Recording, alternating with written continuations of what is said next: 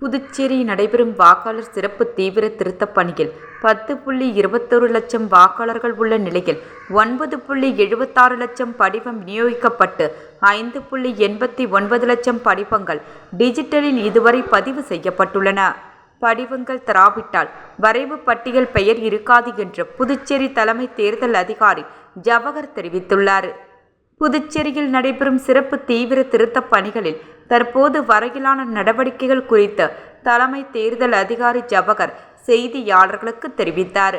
புதுச்சேரியில் மொத்தமுள்ள 10.21 லட்சம் வாக்காளர்களில் 9,76,747 வாக்காளர்களுக்கு கணக்கெடுப்பு படிவங்கள் தரப்பட்டுள்ளன.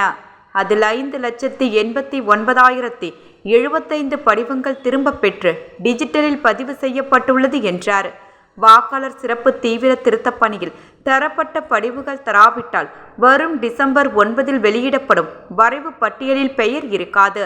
அதனால் கடந்த 2002 வாக்காளர் பட்டியலில் உங்கள் பெயர், உறவினர்கள் பெயர் காணப்படவிட்டாலும் கணக்கெடுப்பு படிவத்தை இருக்கும் தகவல்களை வைத்து பூர்த்தி செய்து தேர்தல் துறையில் தர வேண்டும்.